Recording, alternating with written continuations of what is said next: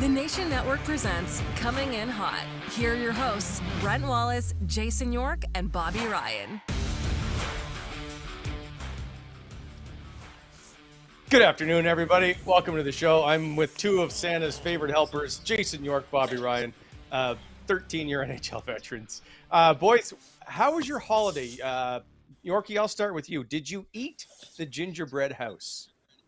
No, because a lot of the materials for those gingerbread houses have been sitting in the cupboards for the last 10 years. So no, they're nicely displayed. If you guys could see them right now, there's 4 of them up on our mantle. They look beautiful, boys. No eating. I ate everything else in the house. Everything else in the house, though.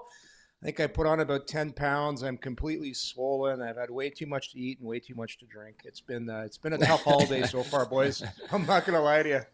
I'm having mic issues right now, too. This thing's going to fall over. It's unbelievable. I'll hold it. You look like you've had like a week to get this organized. You're having a tough time centering yourself today, bud. I know what? It's a stupid desk. I got to buy a new desk. Hey, Wally, you saw it. It's a piece of crap. Yeah. I just wonder how much further you're going to get out of the camera angle by the end of the show.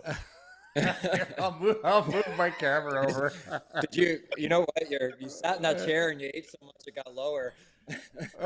I'm weighing it down right now. There we go. Well, and good, Bobby, bro. you're the one with the young kids. What time were you up on Christmas morning? I got over there about 7:30, so not too bad. They were running around ready to go when I got there and ready to rip into them. And then we came back here and I had a good day with them, ripping up stuff here. So it was a good holiday.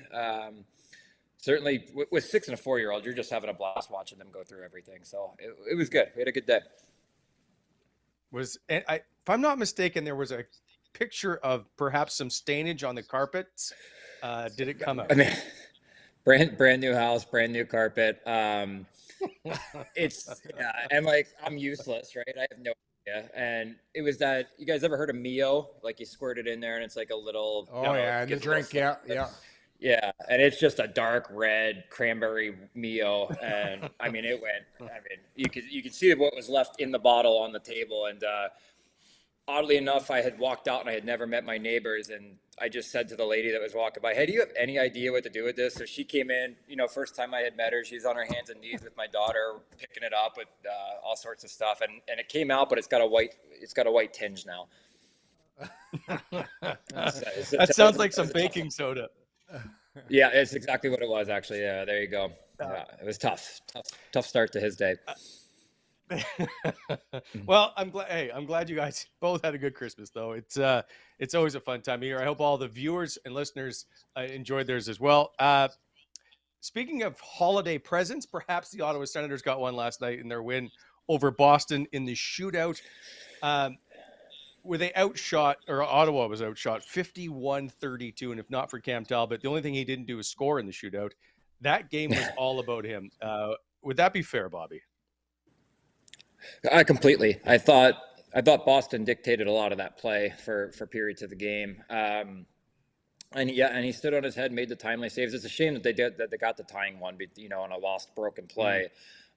And he gets beat on that goal. But what a night. Some of the saves, I sent one tweet out on that backdoor pass that I think was on Pasternak that he got across on. It's a good team. They've lost 4 games all year, Boston, 2 to the Sens. So the Sens got their number in some respect, but suffice to say that was all about Cam Talbot. You were right. Yeah, we were. I was actually at the game last night. I brought my oldest boy, sat up in the alumni box, and it's when you're up that high, you can really see the play development. It was that first period. The shots were pretty close, but I thought Boston really carried the play. Ottawa they make those turnovers, and listen, Boston's the best team in the league, so full marks to the Sens for coming out of there with a win. But I'm with you on that, Bobby. Talbot you could see early on in that game that he was feeling it, and he was going to have a special night. And he's franchise record, right, Wally? Franchise record for most saves in a regular season game for a goaltender. Oh, wow. So that tweet, by the way, that tweet is incorrect. Yeah, because I saw that. I'm like, that can't be the record, right? No, Anton Forsberg actually has the record. the 49 saves by Cam Talbot ties Craig Anderson for 5th most all time. Robin Leonard's in there. There's a couple others. 53, if I'm not mistaken, is the franchise record. That tweet is wrong. I would say, but I will say though, and Alex, you can put the board back up that was there, is Cam Talbot. That's his second highest save total ever, and second highest shot total he's faced in an NHL game. So very impressive night for Cam Talbot. But I think he might have the record for most 10 bell quality saves though in a game for a Senators goaltender. Like the amount of saves he made, you're like, holy cow, how did he save that? Like when he came across with the glove save there, like those are saves where you're like, he's not supposed to make that, but somehow he made it. And then in overtime, and wow, he was just good on Talbot. And that seems, I think you said this a couple shows ago, Bobby, that seems to be the recipe now for the Senators. When they win, they get really good goaltending, and their special teams, especially the power play, is tremendous. And it was again. The power play was great. And even taking, I'm like, wow, I can't believe they're taking Claude Giroux off the power play, and all of a sudden, oh, there's Timmy Stützle right in that spot, and he hammers home a one-timer. So the power play has been amazing. The goaltending's been amazing, and that's, it's not pretty, but that's how they're winning, right? Yeah, they have to scrap out games with that. And like I said a few shows ago, you want to see Talbot have less 10 bellers early. You want to see him get into a flow more, but he stood on his head 4 days, 3 days off, whatever it was for those guys. Yeah. Boston looked like they were pretty sleepy early, I thought, through the game, and they continued to get better and pepper more later in the game. But when you got a power play that's clicking on home ice and a goalie that's standing on his head, you're going to win a lot of hockey games and go deep into those games. Hey, how bad was Pasternak last? How bad was Pasternak last night, Wally? I was watching him, and I'm like, he looks like he's hungover out there, like he's too much Czech beer or something. He was terrible. He had a tough go. He was tough. Yeah. It's hard to chirp a guy with the amount of he's got every night, but he had some fun over the holidays for sure. Exactly, right? Even my son, my 21-year-old, 22-year-old son's in the box. He's like, looking at the stats, he's like, Pasternak's third in the NHL, whatever he is, top 5 in points. And he's like, what's wrong with this guy, Dad? And I'm like, he's just having an off night. I'm like, we didn't want to. Yeah. In your mind, you're going, I know what's wrong with him.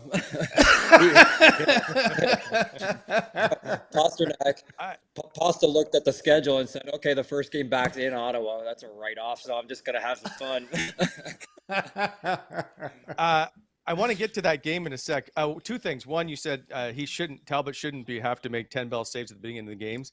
I'm okay with it for the simple fact it's very good entertainment value because people love watching Cam Talbot making these 10 bell saves. But as the hockey player, I get it. Perhaps not so many. I will say Talbot started the year 1-5, and since then 8-3-1 with a .919 save percentage and a .257 goals against average. He's certainly turned it around. And his next game, by the way, his 400th career NHL start. So good luck to him. And that. But we'll move on. I want to talk to the power play in a sec. But you brought up a point, Bobby, and that's the games after Christmas. You have 3 days off, perhaps 4. You have a morning skate on the 27th because you can't come back on the 26th, and then you play that night. How enjoyable are those games? They're tough, man. They're hard when you got to push it in pregame skate just to get you got to sweat the salt out a little bit. Hey, Yorkie, you got to push it a little bit, and then it's hard because most of the guys probably stayed in town because it's such a short break and your family's probably in and you got all these people, and I think it's hard to kind of switch out of that after a couple of days. It's almost better to go on the road for that first game. In my mind, I always felt that way. But I remember religiously on the 26th before the new CBA, we used to have to get up in the morning in Anaheim, drive to LAX, fly to San Jose, pregame skate, get a hotel room for the afternoon and then play that night. That was hard. So if you can at least fly on the 26th now and get there a day early, it's a normal road game and you can focus a little better. The weirdest thing is you would think with pro hockey players you can take 3 days off and it's not a big deal, but your body's so in tune with skating every day, and as soon as you get out of that routine, you show up at the rink and you're like, what the hell is wrong with me? My legs feel like crap. I better not feel like this tonight, because if I do, there's going to be a problem. And it's getting out of that routine, and then you get into the game and you hope for the best. But I agree, it's tough. And then you've eaten so much and you've drank so much and you've been up and it's a mess. It's a mess. You're stepping on the ice like for the pregame, the morning laps, and you're just getting ready and you're checking the altitude before the pregame skate even starts. Like, who moved this game to Colorado? Right. It's so true. That would be the worst. Playing in Colorado after Christmas. That would be it. That's got to. I should look it up. That's got to be an automatic loss. All right. So you brought up the power play, Yorkie, which ties into Drake Batherson, but we'll get to Batherson, I guess, in a sec. The Sens power play now ranked 4th overall in the league, 28.2%. They went 1 for 2 again last night. This team can zip pucks around like crazy on the man advantage. It is impressive to watch. I looked it up. If the Ottawa can stay this way, it would be the best power play percentage they've ever had in a franchise history. The next closest would be 03-04 at 21.6. It's not even close how good this power play is. Should it get a little more attention perhaps than what it's getting, or is the NHL aware of how good this is? By the way, it's number 2 on the road. Bob, I'm going to start with you being the power play specialist. Yeah, I don't think it's. I mean, we talk about it every show right now because of how good it is. So I'm sure that other teams are aware. There's always a pre-scout and there's always this, but they just got so many options that it's like, you take 1 or 2 away and they open up a third right now with the way they're zipping that thing around. So I think it gets enough credit for sure in the grand scheme of things. But like we said earlier, it's going to win them a lot of hockey games if they can get deep into those games right now and rely on that. I was blown away by how well they moved it around there last night a few times. It's impressive to watch. The biggest takeaway for me, guys, is they don't waste a lot of time because they're usually pretty good on offensive draws. They win a lot of draws, so they don't have to go down 200 feet, get the puck. But it's how they enter the zone.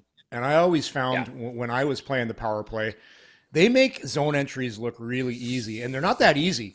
But they've just got, whether it's DeBrincat carrying, whether it's Batherson carrying, whether it's Chabot, Giroux, Stützle. When Stützle has the puck, it's an automatic entry, an automatic setup. Yeah. He's just so dynamic. So they get it in. They don't waste any time. And then to Bobby's point, once they get it in the zone, if you're the penalty killer, who you taking away? Because Chabot, and by the way, how about all the people that were all over Chabot early on in this? Oh, he can't play the power play. He's terrible. Get rid of him. Well, sometimes guys just have a little stretch where they're not feeling it. Now look at him. He's back there. He's calm. Just watching him last night, the way he distributes the puck, he's been so good. Like, we talk about Batherson, we talk about DeBrincat and Tkachuk. I don't think Thomas Chabot's getting enough play amongst people out there for how well he's played lately. He just makes the game look easy, and you take it for granted, the way he skates the puck, the way he moves the puck. Played 31 minutes last night. 31 minutes in a game where they went down to 5D, and nobody's talking about him because we're talking about Talbot, we're talking about the power play, we're talking about DeBrincat. Hey, there's a defenseman that played 31 minutes last night who was getting shot on the whole first month of the period, or season. So I think, guys, being the defenseman, I got to stick up for the guy that took a lot of shit here early on in the season. I like that. You know what I noticed about him when I thought he was struggling on the power play early on was that he was skating the puck to where he was passing it, and right now he's just simplified to the fact where, hey, I got elite guys on my flanks right now. I can switch our entire dynamic by just moving the puck and then skating. Right, as opposed to switching sides with your feet, moving players with you. He's just getting that thing, zipping it to the next guy, and he's never allowing a defensive scheme to get set up. And he's allowing, and when you do that, guys get downhill, and that's where this team's, that's where these guys are dangerous right now. For sure. Great point you picked out, and I never would have noticed it, but that's what the fun part is about talking to ex-players who see the game differently. That's an enjoyable thing to and you know what? Now I'm going to watch all the time that he's on the power play. There is a defenseman we need to talk about, and that is Nikita Zaitsev is now out as he joins a list of NHL injured Senator defensemen. So he blocked a shot with his foot. He's going to be out a while, according to DJ. Artem Zub is not exactly ready to come back yet. He's still a ways from his fractured jaw. Brandstrom has a lower body injury. JBD skated today, however, and he was paired with Thomas Chabot on the top line, or on the top D pairing. So it'll be interesting to watch. But that blue line is holding together, if you will. It is a patchwork group, it seems to be at the moment. Well, I wouldn't. They gave up 51 shots last night, so let's not get carried away here. They gave up 51 shots, but it was against the best team in the league. They played with 5D. Listen, they're short 2 defensemen from having a really good D core back, and when Zub comes back, that's going to help immensely. They need another defenseman. Do they go and do that this year? We'll see. We'll see where this team's at right around the trade deadline.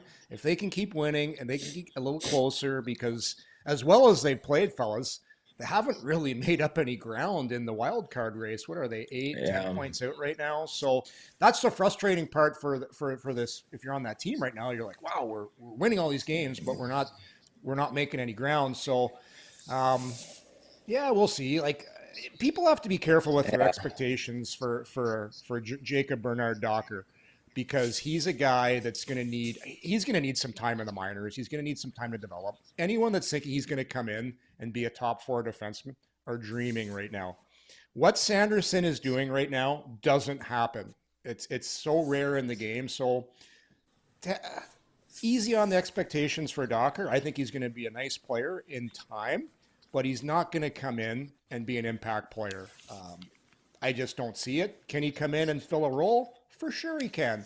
But people talking about him coming into the top 4, hold your horses. It's that's a lot of pressure to put on a young D-man right now. Yeah, I couldn't agree. Yeah, I agree. You got to manage. Go ahead, Wally. I know you got something coming here. What do you got? No. Go. I will always defer to the player. Who's this brought to you by? Get us started. Well, it's funny you say that. Today's show, by the way, as I forgot to do off the top, is brought to you by Renfrew Pro Tape. Go to renfrewpro.com. They've redone their website. It's phenomenal to take a look at. Take it for a test drive, if you will. By the way, they are basically putting a wrap for us on 2022, if you will. Renfrewpro.com. They are the leaders in pro hockey tape, and they take care of all the people that tape it to their stick, if you will. It helped Bobby Ryan score 30 goals 4 times in his NHL career. And also, you check them out on Instagram, Renfrew Pro. Give them a follow as well. Renfrewpro.com. They are the ones with the green core. All right, gentlemen. Drake Batherson. So we talk about the power play. Doesn't get a lot of attention. Drake Batherson's not getting a lot of attention. I know he's on an 11-game point streak, which in itself is pretty impressive. But I know his plus-minus is a bit of a struggle. But he looks really good at the moment, and he's a great guy to watch on the power play. It's the longest point streak, or longest consecutive point streak by the Ottawa Senators since 2010-11. So basically over a decade. Jason Spezza was the guy. Is there anything else that we can say about Drake Batherson and the way he's playing? Because I thought he had a bit of a slow start, but he certainly looked very good of late, and he's tied for second in the team in points. Yeah, I would agree. I think he's a power play specialist right now. Obviously, the plus minus points to that, and a lot of those players on the Sens look like that. That are on that top unit, they look like power play specialists right now. But for Drake, I think he's just so poised with the puck on entry. He's so poised in those tight little areas. He gets as close as he can to a defenseman to draw that player out. So he's doing a lot of really good things. I think that plus minus is going to come back. Actually, I hate that stat. I think it's so useless for a winger. But I really like his game I guess we'll just say those last 11 games. But he's been really good. Yeah, no. Do you know what I really like about his game? Bobby touched on it there. the Sens are pretty good at getting the puck up, and they try to make things really simple for their D, especially on their right side. A lot of the times they'll go D to D, and if it's Hamonic, he's just going right up to the winger. Drake does that little touch pass to the middle of the ice. Well, look at the goal last night, DeBrincat's goal. Like that pass by Batherson, the little chip to the middle of the ice. Nobody's talking about that. But Bobby, I know you and I know how tough that play is to hit a guy with speed, saucing over a stick. Because if he turns that puck over, they're coming the other way, and he's going to be in a lot of shit. But he's made that little play in the neutral zone a bunch of times this year. So I think he's a great playmaker. He's a great playmaker. He's long. He's lanky. To me, when the game gets tough later on in the season in tight spaces, when you got to be able to make plays in tight, that's where guys like Brady and Drake are really going to shine. Other guys, they need time and space. They need open area. For Drake, Bobby, you said it earlier. He's really good in that tight area, and that's the thing that's impressed me most about Drake, his ability to make little plays with very little space and guys draped all over him. So, yeah, the plus minus stinks. The green jacket's there, but there's so many good things that he does that for me makes up for that bad plus minus. Yeah, couldn't agree more. Absolutely. Bobby, this is probably a weird question, but do you see Drake Batherson in your game, if you will? He's got great soft hands, but as a guy that can score goals, and I'm just curious, and a power play guy as well, like he makes very good plays. Do you just see any bit of your game in Drake Batherson's? Yeah, I do. Having played with him, when he was coming in, I did then. I think he's a much quicker skater than I am, but he doesn't use it necessarily in the same way that other fast guys do. He kind of picks his spots when he gets there, and he just arrives at the right time. And so what he reminds me of there is Mark Stone a little bit, and just kind of thinking a step ahead and getting to places. But yeah, I see some similarities in the way that we can control the puck a little bit and try to make plays in tight. And I think he's probably a little bit of a better shooter off the wall than I was. I wasn't great. I was a one-timer, kind of through that slot guy. But yeah, he's got, he's similarities, but I'll give him the edge. He's a little more poised than I was. Come on. Generous. Very generous. No, listen. I don't know. You're the second overall pick. Yeah, Bobby, I see a lot of similarities. I think I said it about 3 shows ago. I think you guys skate a lot alike. You're both kind of upright. You both kind of have the puck out. You have the puck out far on your stick. And I always thought for a guy that scored 34 times, you were an underrated playmaker as well. A lot of like Drake's fast. I don't think he's one of the faster guys on the Sens, though. I don't really see that in his game. I see a lot of you and him. Very similar. Yeah. Hey, so both good-looking East Coast guys, I don't know about that. But... Fair enough. I'll leave it at that. By the way, I'll defer to Bobby as another sponsor. This show brought to you by BEI, Bonisher Excavating Inc. I better make sure I just get it in now because I'll forget. BonisherExcavating.com. BEI. They are the leaders in the Renfrew Valley and throughout the valley. Please slow down in construction zones. They want to wish everybody a safe and a happy new year. And they want to say thank you for all the support you've given throughout the season. But again, right now, just slow down. It's a lot of snow if you're in the Ottawa Valley. And if you're looking to get in touch with them, 613-432-1120. Go to BonisherExcavating.com. Okay, boys. A couple other things to touch on before the new 2023 rolls in here, and that's what's the story of the year. So I went through it for the Sens, I should say. I went through and thought of perhaps Sens put up for sale. Ryan Reynolds wants to become owner. Downtown Arena back on track. Alfie's into the hall, and the offseason moves, which includes DeBrincat, Giroux, and Talbot, Tyler Mott. Okay, so Yorkie, you are the veteran, so I'm going to defer to you to go first. What do you think is the Sens story of the year? Well, we all knew the team was going to be up for sale, so just scratch that one off the list right now. Downtown Arena, well, that's no surprise. We all know that's on track. Alfie going into Hall of Fame is a great story. It's been one of the best stories of the franchise, but we all knew that was coming too. The off-season moves I thought were incredible, and the city was on fire for the summer. But I gotta go with Ryan Reynolds. Like that.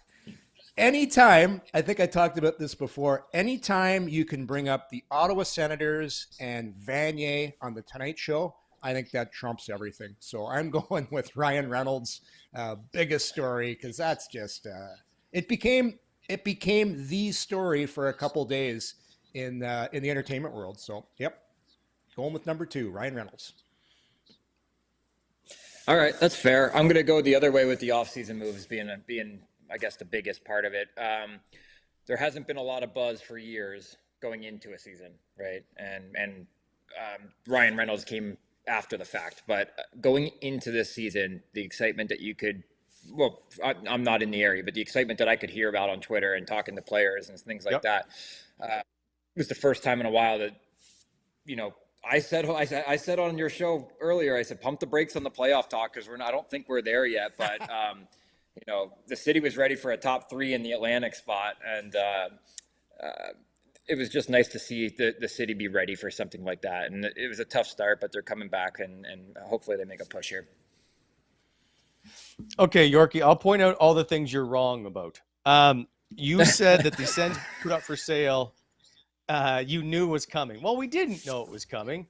Yes, it had to take the passing of Eugene Melnyk in order for that to happen. So in 2022, the Sens officially went up for sale. Part of that, on the list, 4 of the 5 things all result into the sale. The offseason moves were a result of this team trying to make itself look pretty for the perhaps incoming prospective new owners. The downtown arena is done because there is going to be a sale of the hockey team. And Ryan Reynolds wants to be owner because the team is for sale. There's no question that this team being up for sale is the biggest story of 2022. And you can say Alfie going to the Hall was a foregone conclusion. It wasn't going to be, and you're right, eventually it was. It just wasn't going to be while Eugene Melnyk was alive. So the Alfie one, and it's gotten a lot of play on social media. A lot of people say it's Alfie for sure. I don't necessarily disagree. It's a great story. Yeah. I just think the whole thing surrounding the Sens, the rebirth of this franchise, if you will, with the fans now being excited and being engaged, with more money being spent, with a new owner coming in, with Ryan Reynolds and whoever else in Hollywood wants to be part of this team, I just think it's the sale of this franchise. Yeah, I'm curious to see if they can build off the momentum from, because I was in the building last night for the game, and it felt like it hasn't felt for a long time. Sure, opening night, but the crowds haven't been as good or as great, I think, as people were forecasting. So I left that game last night, and there was a different feeling. Usually at a Sens game, well, you know this, people try and sneak out and beat traffic, right? Because traffic's horrendous. I was actually stuck in there. I was stuck on that traffic for 45 minutes. I even stayed 40 minutes. I even stayed in a box and had a couple waters and waited for traffic to die. And I still waited half an hour. But everybody waited. Everybody watched the overtime. Nobody left. That might have been the best game I've watched in person in about 5 years. It was phenomenal. And I just felt people were really happy when they left. So I'm curious to see if Ottawa fans can continue that momentum of going to games and supporting the team, because it's getting exciting now, right? They're winning, there's some stories. So let's see. Because this market, you never know if they're going to keep coming, right? Yeah, well, yeah. I mean, you never know if they want to drive to the cornfield from downtown. That's what it comes down to. Hey. That's why I lived in Westboro for a year, and I was like, I can't do this because that lane wasn't open at the time when I started. There. Yeah. It's like I played in Anaheim, and I wasn't that bad for a little while there. So, that's obviously always going to factor in on those weeknight games. That's going to be a big part of it. But if games end the way they did last night with that much, I guess, drama for one, but it goes to the skills competition with a shootout. People want to see that. If you continue to get those results, you're going to continue to get fans. There's no way around that, right? Yeah, for sure. And Yorkie, you touched on it. It was the largest crowd in Ottawa since Daniel Alfredson's jersey retirement night, I believe it is, which was almost to the day, December 29th, 2016.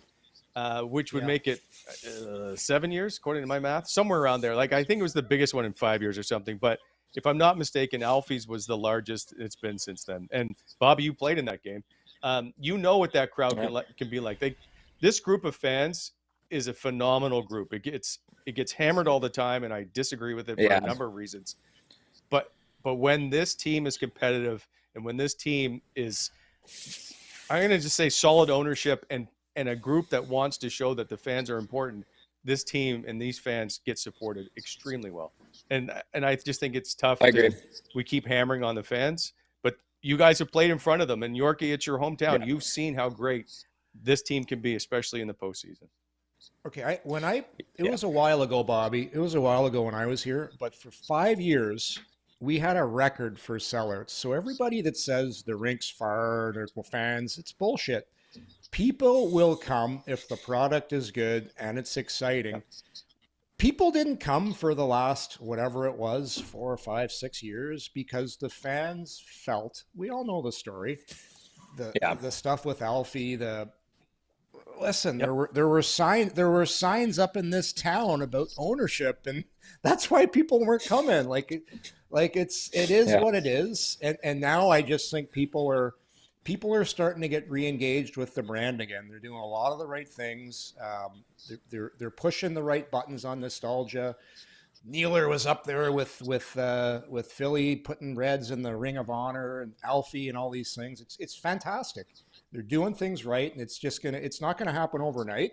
But games like that are just another stepping stone to getting this franchise back to where it used to be. So, I'm with you, Ollie.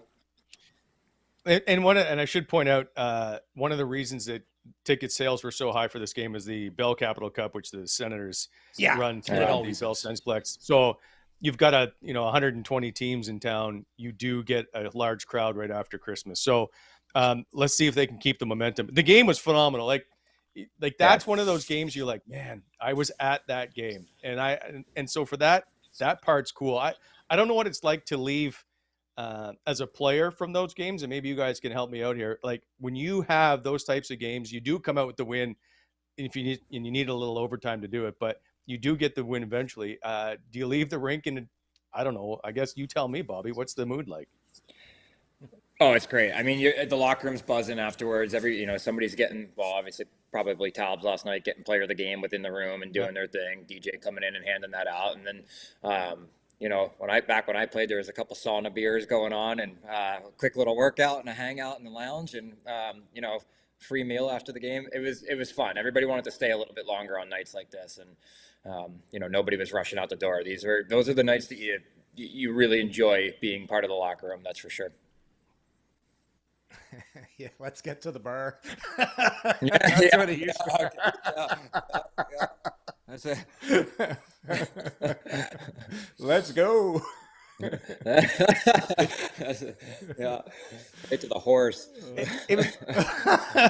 But Yorkie, it was a lot different back then when you played. No social media.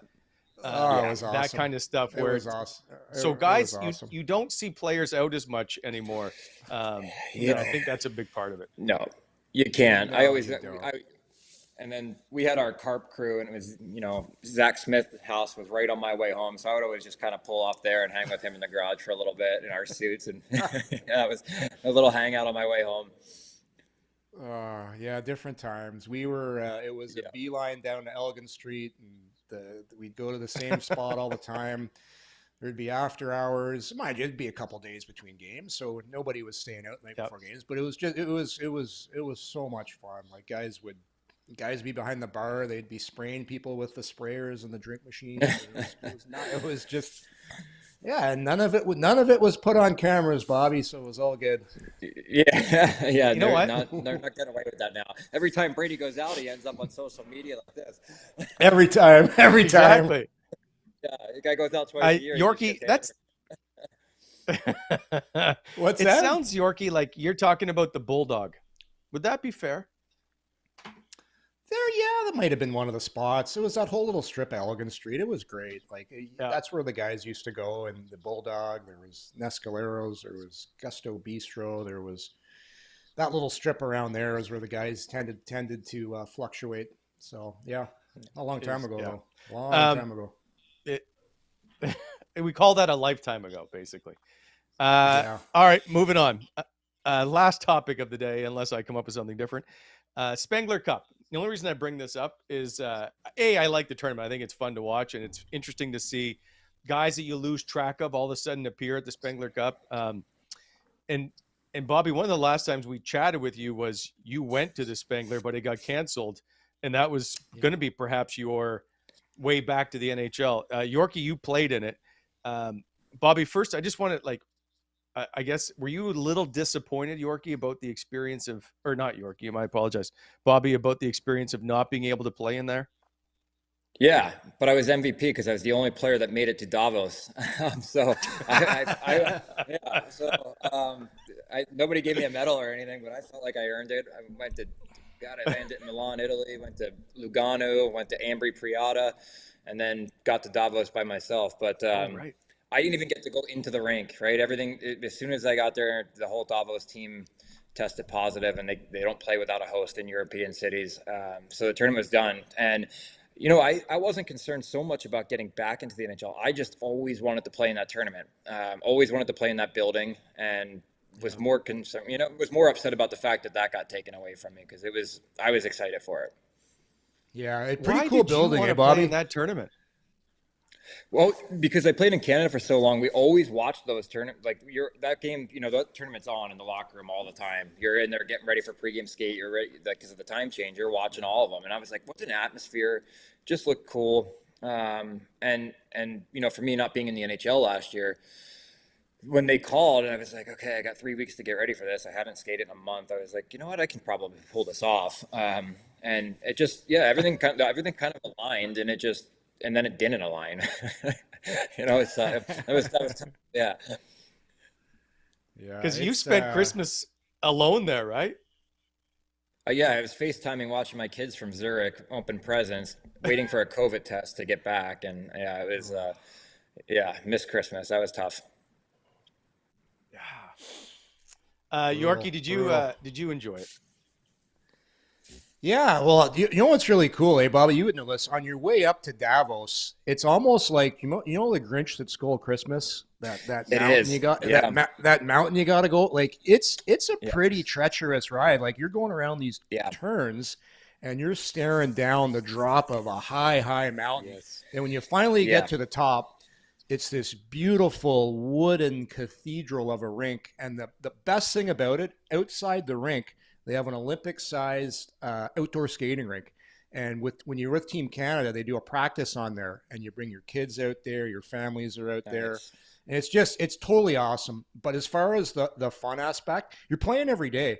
So that's actually me, Glenn Metropolit, my son Jack, Ryan Gardner. Guards has been over there for he's retired now, but Ryan Gardner, his dad was born and played his dad played in the Swiss Elite League when he retired from the NHL. He got to play 15 years over there after playing in the OHL. They played for a bunch of different teams, but it's such a fun league to play in. I call it the no-hitting league. You go over there, it's great for guys that are in their late 30s. You can play till you're 40. But the Spengler Cup it's a lot of fun, and it's a springboard back to the NHL. I played in it, and then ended up going back to play one more year in the NHL. Probably shouldn't have. Went to Boston and literally ended my career. I had no business still playing. Knees were bad, but great tournament, lots of fun, but great for the families. You do New Year's up there, and it's a blast. Playing in that league is so much fun, and zero pressure too, which is a lot different, Bobby. But I tell you what, the refereeing is atrocious. Everything, every IIHF in any regard, you're like, don't touch anybody. You can't touch any. I always hated IIHF stuff. I couldn't stand it. So bad. So, you guys saw the penalty in the World Junior game. The guy that got kicked out for 5 minutes. Those are the kind of calls you get over in Europe. It's so frustrating. Yeah. But I wasn't surprised actually when they made that call. I don't think I was either in the grand scheme. I mean, it's just a great hit. Yeah. But the cool thing is about the Spengler, they mic up the officials, so at least you can hear them. Like Yeah, that's, and you see I the do like coaches that. in the intermission, like they do a cool job. Yeah, I agree. I agree. Yeah. No, And it's pretty cool. and there was one year or The- a few years where the officials were sponsored by like milk or something, and so they had yeah. I remember They're- that. Yeah. they were like cows.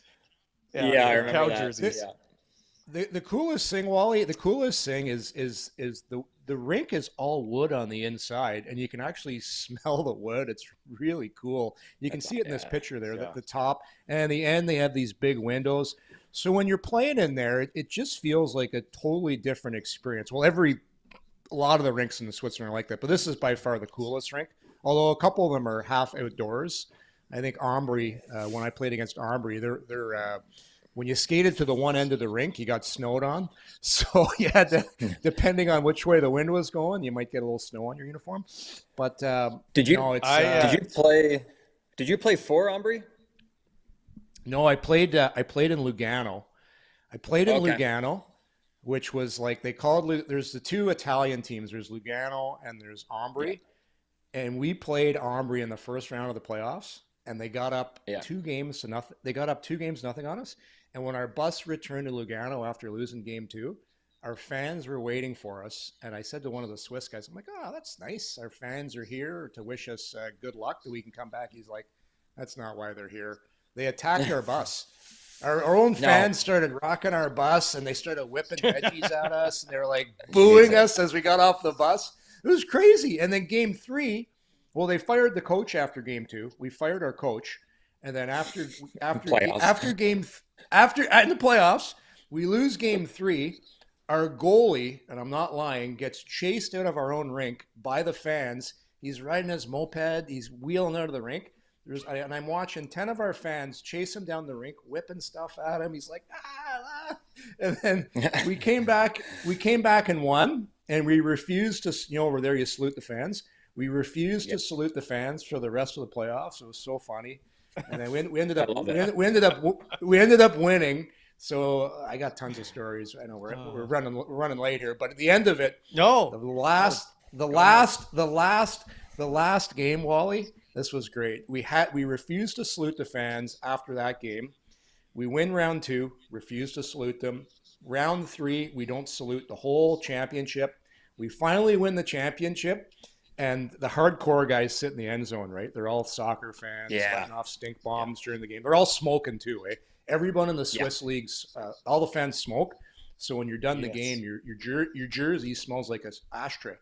So the very final game, we go over, we salute the fans, and the whole row of fans mobs the ice. And I have the coolest picture. It's me holding up the blue Swiss championship, and I'm surrounded by about 1,000 people. It's the coolest photo. I gotta find it. It's in my office. But cool league to play in. But man, the fans, they are nuts, like nuts. Yeah. I went to a Lugano game. I drove there, actually. It was nuts.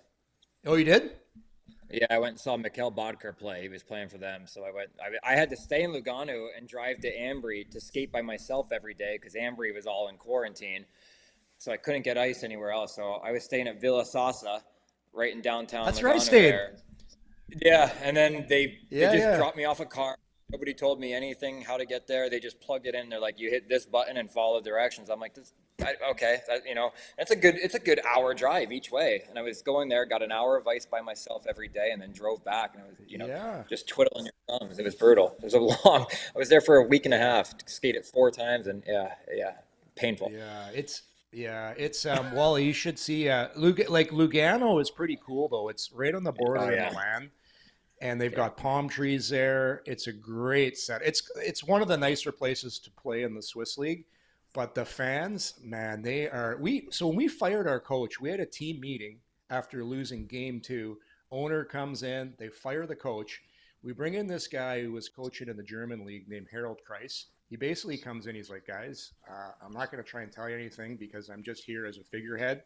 And he basically sat behind the bench for the rest of the playoffs, didn't really say much. Our assistant coach ran the bench, Ivan Zanato, and it was it's a very soccer culture-like rink. The fans are very emotional. And when you lose, man, they attacked our bus. It was the first time I've ever been attacked by our own fans. It was insane. I love it.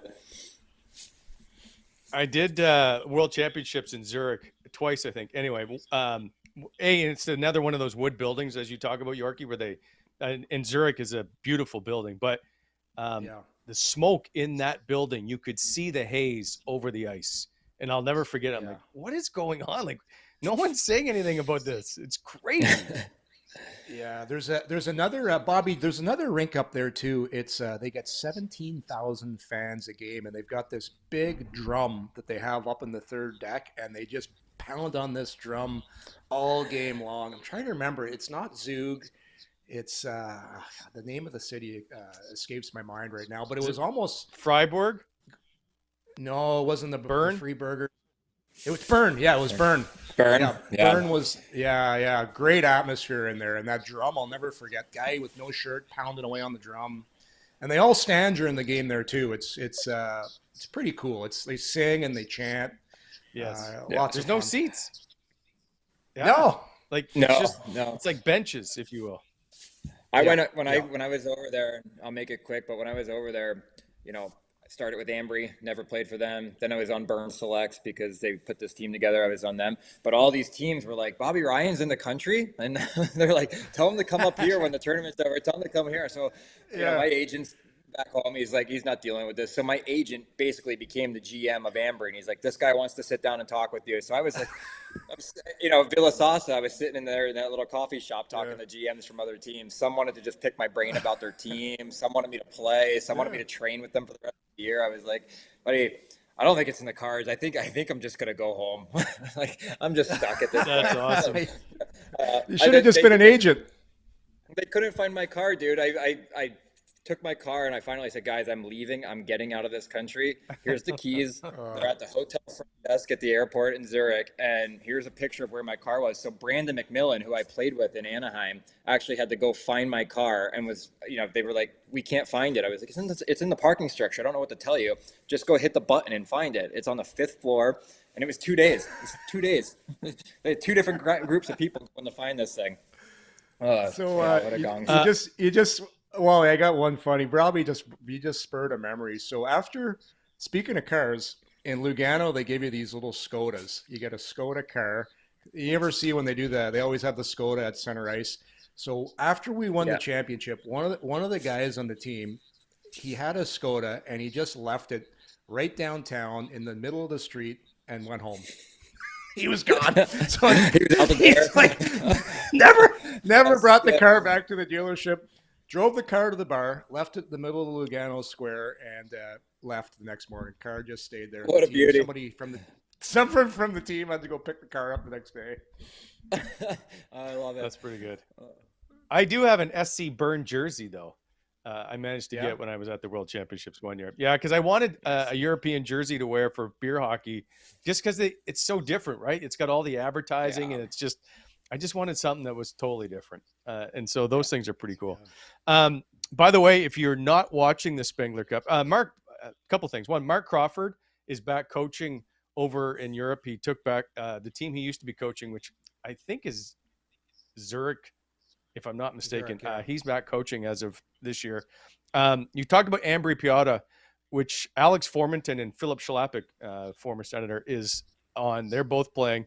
And Tyler Ennis and Chris DiDomenico are playing for Team Canada. Team Canada, by the way, the first time ever, they're 0-2 at this tournament. They've won it 17 times, but right now they are 0-2 and only 3 goals, all of them scored by Brett Connolly. Not the best start. But interesting. Do you remember much about Philip Schlappick, Bobby? Oh yeah. I actually helped get him to Ambry last year. They called me while I was there and started talking to me about him. And I was actually going to sit down with Chappie at the Spengler Cup because his team was coming from, I think he was in the Czech league at that time. His team was coming over and he wanted to make the move to the Swiss league. I think there's a little more money, being thrown at him. So we were going to sit down and chat about it, but haven't talked to him since, but I helped put him and the GM in touch a little bit. And Cool. just, Ambry is a tough spot. There's nothing there. It's a beautiful spot. It's brutal. You can't live there. You have to live 45 minutes away. And there's no traffic. You just are 45 minutes away because there's no city. Ambry is, I don't know how to describe that, but there's a grocery store and there's a hockey rink. That is, and the parking lot is an active runway that you don't fly in. Nobody flies into. I was like, and I'm just driving through this runway. I'm just looking at planes. I'm just going right past them. I was like, what the hell is happening out here? But they did just build a beautiful, beautiful rink. So yeah, they did? I was happy yeah, they did. Yeah, it was beautiful. But it was nice to see Chappie make that move for him because I think he was excited for his family to have the opportunity to make a little more money. That's nice. Were you surprised that Chris DiDomenico was part of the team? No, I always thought Dido, whatever. I always thought he was pretty good, like a good little power player. Was he a Guise guy? Was he a Guy Boucher guy? Yeah. Him and Tom Pyatt. Yeah. And Gabriel Dumont, remember that one? Oh my goodness. Right. Yeah. that was a tough one. But yeah, I always thought Dido was pretty good, man. He just always has really good little in tight plays. So I thought he would probably be pretty good on the big ice. I don't know how he's doing, but I think he's always been a high scorer in that league, hasn't he? I think so. Yeah. Yeah. I think he's perfect for that big ice. Are you shocked that Tyler Ennis is still playing hockey? The guy may play till he's 50 is what I feel like. Yeah, he's playing for Bern because his general manager is a good buddy of mine, Andrew Abbott. I was at his wedding and we played together in Anaheim. So I'm not surprised. And Enzo's going to play until they carry him off. and with the size of him, it won't be much longer. But yeah, that guy just loves being around the rink. He's one of my favorite guys that I've ever played with. We got to get him on this pod. Actually, he'd tell some stories. Yeah, I've always liked him as a player. I always thought he was a good little player, man. Like he did a lot for the limited minutes he would get. He always caught my eye. But Bobby, what are you doing with the kids' hockey and all that? You should be a Swiss agent right now. All these connections, we could be killing it right now. We could be sending guys overseas. You know what? I don't know. There's lots of avenues here, man. We're gonna just take one at a time and see which one sticks. Oh man, this thing with the agents over there, it's different than the agents over here. There's no set percentage rate. Like I remember some of the guys going over, like they make a little bit from the player, then they charge the team. There's all these little hidden European fees.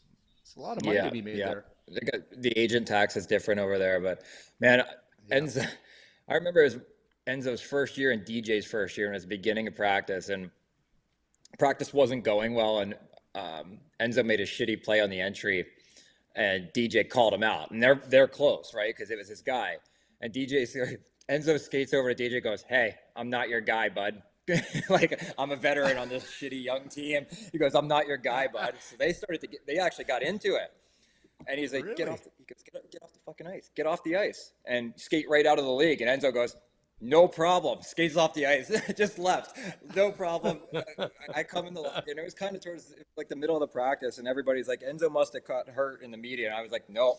Enzo just called his bluff and he was just sitting in his shit waiting for us to come off the ice. I was like, that's a power move. You're tight with the coach when you pull that off. But what a great one-liner. I'm not your guy, bud. That's awesome. Bobby, were you in Chicago the day that Johnny Oduya and Mark Crawford got into it in practice? Yes, and I can't remember. God, I wish I could remember, but I was, and I cannot remember how it happened.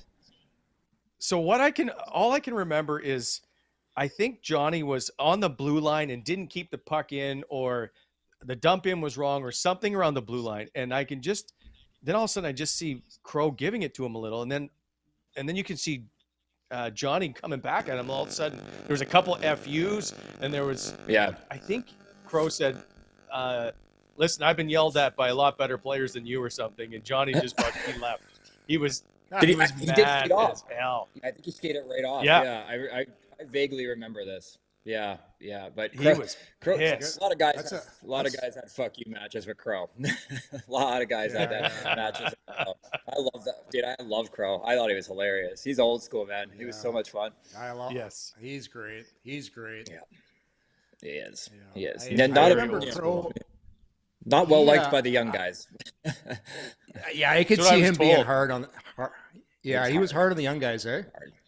Yeah. I was he told was hard on the me, stuff. too. He got with Like go I was ahead. told the stuff he said to Thomas Chabot was really questionable or over the line. One of those, maybe a gray area, but he was really hard on Shabby apparently in his rookie year. There would be times where Shabby or Ben Harper would come off the ice and you would just hear it and you could feel it and you would just watch it. You would hear it get worse to the point where you're like, Crow, let's take it down just a notch. That's the future of the blue line right there. But I will say this, Crow had a method to his madness because he would always, he got on me a few times about like things like that. And then he would come talk to you about it afterwards. So Crow was fair. Yeah. It's tough when you're a coach, man. You get rolling, and then all of a sudden, like I've done this before when you're coaching junior, and then you say, "Well, why did I say that?" And then the good coaches, or you go and have a chat with the player after, say, "Listen, I'm only doing this because I care, and I think you're a good player." I always said, if the coach isn't talking to you and you don't, and you got to watch out, because usually Crow's the guy that cared. He's fiery. He's a fiery guy. Yep. I remember when he was coaching his first gig, it was the St. John's Maple Leafs. He had the St. John's Maple Leafs. You'd like this.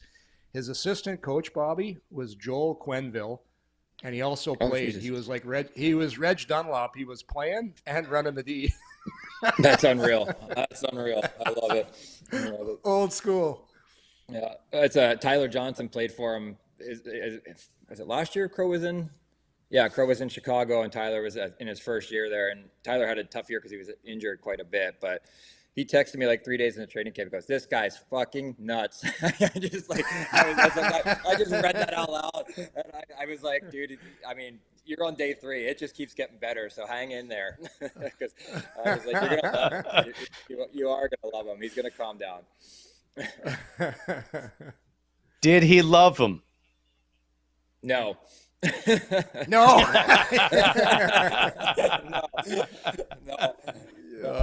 You lied. We got to get him on the pod too. Eventually, Tyler on. It'll be good. We got a lot of good summer stories. I reached out to Ennis once through his agent and didn't get a response back, but I would love to have Tyler Ennis on anytime. So I'll leave that up to you. See what I can do. I still got it. I got his stuff, I think. All right. Perfect. Boys, that'll wrap it up for today and for 2022. So enjoy the next few days, and we'll see you on January 2nd, the Monday, for our next show and into the new year. So wish you all, and that includes all of our viewers, a very happy new year, and we will see you again soon, boys. You enjoy the new year. We'll talk to you soon. Happy New Year, everybody. You too, guys. Have a good one. Thank you.